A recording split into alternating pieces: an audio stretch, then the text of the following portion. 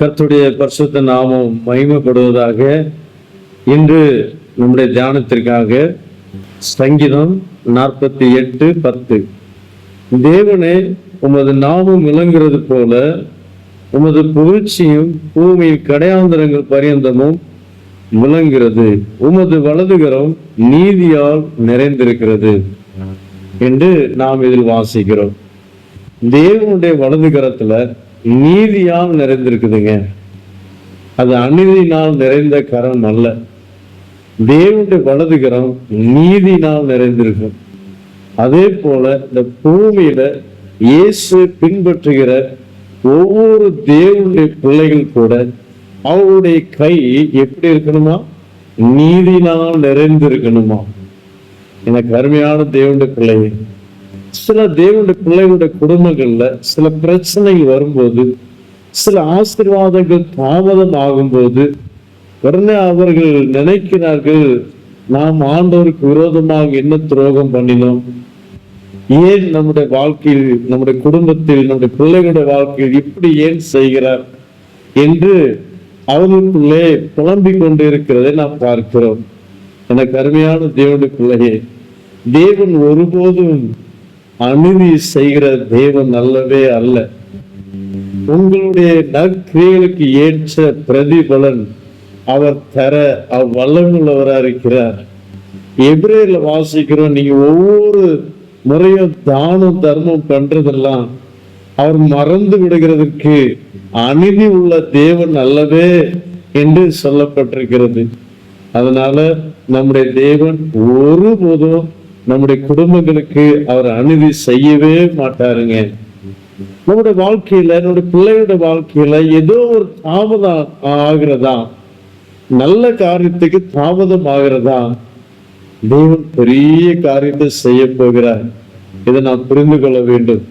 ஏதோ பெரிய நன்மை, பெரிய ஒரு ஆசீர்வாதம் நம்முடைய குடும்பங்கள்ல தேவன் செய்ய போகிறார் என்று நாம் புரிந்து கொள்ள வேண்டும்ங்க.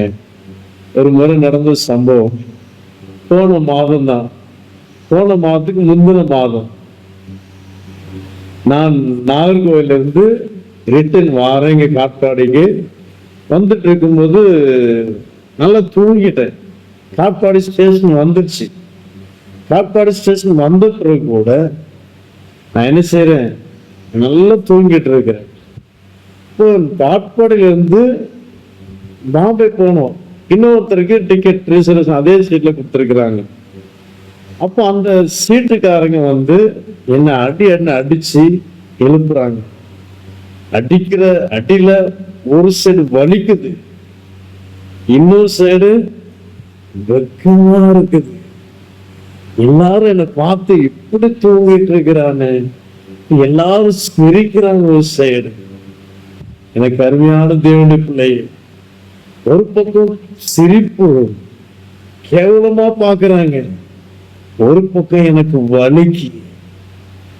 எனக்கு அருமையான தேவனுடைய பிள்ளை, ஆனா அந்த இரண்டும் அந்த நேரத்தில் நடக்கவில்லை என்றால் நான் எவ்வளவு கஷ்டப்பட்டிருப்பேன் தெரியுமாங்க. இந்த காட்பாடி ஸ்டாப் விட்டு அடுத்தாப்புல ஸ்டேஷன் எங்க, சித்தூர் தான்.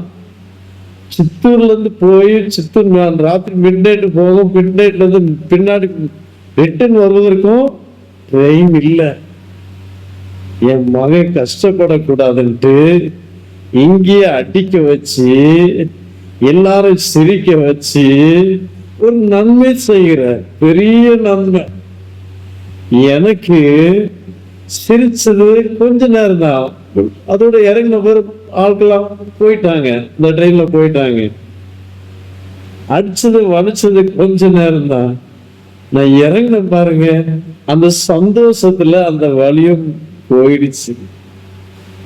அதே போல உங்களுடைய குடும்பத்துல சில ஆசீர்வாத தடைகள் தாமதமாக இருக்கிறதா? சில ஆசீர்வாதங்கள் யாரோ தடை செய்கிறார்கள் என்று நீங்க உணர்றீங்களா? ஒருவேளை தேவன் எங்களுக்கு அநீதி செய்கிறார் என்று நீங்கள் நினைக்கிறீங்களா? அப்படி அல்ல. அந்த நான் யாத்திரை பண்ணும்போது, என்னை அடித்து எழுப்பும் போது எனக்கு வலி இருந்தது பாருங்க.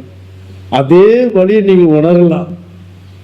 என்னுடைய குடும்பத்துல ஒரு ஆசீர்வாதம் இல்லையே, என் தொழிலில் ஒரு முன்னேற்றம் இல்லையே, கடன் பிரச்சனை மாறவில்லையே, ஒரு வலி வேதனை உங்களை துன்பப்படுத்தி கொண்டே இருக்கும். உங்க பிள்ளைகளுடைய வாழ்க்கையில ஒரு அற்புதம் நடக்கலையே, ஒரு மாற்றம் வரலையே, என் பிள்ளைகளுடைய எதிர்காலம் இன்னும் அமையலையே, ஏக்கத்தோடு கண்ணீரோடு அந்த வலியை நீங்கள் சகித்து கொண்டிருக்கிறீங்க. எனக்கு அருமையான தேவனுடைய பிள்ளை, இன்னொரு பக்கம் ஜனங்கள் ஏளனமா சிரிப்பாங்க. இவங்க ஆலயத்துக்கு போறாங்க, சர்ச்சைக்கு போறாங்க, பைபிள் தூக்கிட்டு போறாங்க, கிறிஸ்தவங்களாம் என்னென்னமோ பேசுவாங்க இல்லையா, சிரிப்பாங்க. இவங்க குடும்பத்துல இப்படி. எனக்கு அருமையான தேவனுடைய பிள்ளையே, அது கொஞ்ச நேரம் தாங்க, கொஞ்ச நேரம், கொஞ்ச நாட்கள் தான். பொறுமையா இருந்து பாருங்க, கர்த்தருடைய அற்புதத்தை நீங்க பார்த்து வியந்து போவீங்க. அப்படி ஒரு பெரிய அற்புதத்தை தேவன் நிச்சயமா செய்வாருங்க. எவ்வளவு பேர் சந்தேகமே இல்லை. அவர் என்ன அநீதி செய்யற தேவன் அல்ல. தம்முடைய பிள்ளைகளுக்கு அவர் நீதி மாத்திரம் தான் செய்வாருங்க. எனக்கு அருமையான தேவனுடைய பிள்ளை, ஒருவேளை நாம் யாருக்காவது துரோகம் பண்ணி இருந்தா அந்த ஒரு மன உறுத்தல் உங்களுக்கு இருக்குமானா நீங்க அவங்ககிட்ட போய் மன்னிப்பு கேட்கறது நல்லது. அல்லேலூயா. அல்லது யாருக்காவது துன்பப்படுத்துறீங்க, அந்த மனுஷன் பூமியில இல்லை, இப்போ என்ன செய்யல ஆண்டவரு, அப்படியான நீங்க ஆண்டவருடைய சமூகத்தில் உட்கார்ந்து உபவாசத்தோடு கேளுங்க. ஆண்டவரே, அந்த மனுஷனுக்கு நான் தீமை செய்தேன், இப்பொழுது இல்லை, என்ன மன்னித்தரல ஆண்டவரே. நீங்க மன்னிப்பு கேட்பீங்கன்னா நிச்சயமாக அவர் மன்னிக்கிற தேவனுங்க. எனக்கு அருமையான தேவனுடைய பிள்ளைங்க, அவர் மன்னிச்சு உங்களை அரவணைக்கிற தேவன். உங்களை அரவணைத்து எல்லாரும் சிரிக்கிற மாதிரி ஏளனமா வைக்கவே மாட்டாருங்க. எப்பேற்பட்ட மனுஷனா இருந்தாலும் சரி, நீங்க ஒரு பாவியா இருந்தாலும் சரி, ஆண்டவரே என் பாவத்தை மன்னியும், என் அக்கிரமத்தை மன்னியும் என்று இயேசுவிட வந்து பாருங்க. இயேசுடைய பாதத்தில் விழுந்து பாருங்க. அவர் உங்களை ஆசீர்வதிக்கிறாரா இல்லையா என்று பாருங்க. எனக்கு அருமையான தேவனுடைய பிள்ளையே, நான் ஆராதிக்கிறேன் இயேசு. அவர் ஜீவன் உள்ளவருங்க, அவர் ஜீவனை கொடுத்தவருங்க. எல்லா மனு குணத்துக்காக அவர் ஜீவனை கொடுத்த இயேசுங்க. நாம் ஆராதிக்கிறவர் இயேசு கிறிஸ்து ஆராதிக்கிறோம். அவர் நமக்கு ஒருபோது அநீதி செய்யவே மாட்டார். பொறுத்திருந்து பாருங்க, பொறுத்திருந்து பாருங்க. நீ கைத்தட்டி சந்தோஷம் முழக்கம் விடத்தக்கதாக கர்த்தர் உங்க குடும்பத்துல பெரிய ஒரு அற்புதம் செய்வார். நிச்சயம் தாமதம் பண்ணார். எனக்கு அருமையான தேவனுடைய பிள்ளை, கர்த்தரை மாத்திரம் விட்டு விட்டு போய்விடாதீங்க. பொறுமையா இருங்க. ஆசீர்வாதம் நமக்கு.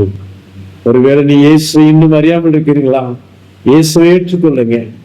இயேசுவே என் இல்லத்துல வாங்க, என் உள்ளத்துல வாங்கன்னு சொல்லி பாருங்க. உங்க குடும்பத்துல கூட ஆசீர்வாதம், சந்தோஷம், சமாதானம், செழிப்பு நிறைவாயிருக்கும்படி கர்த்தர் நீதியுள்ள தேவன் நீதியுள்ள கரத்தினால் உங்களுக்கு தர ஆவலா இருக்கிறாருங்க. கண்களை மூடி சின்ன ஜெபம் பண்ணுவோம்.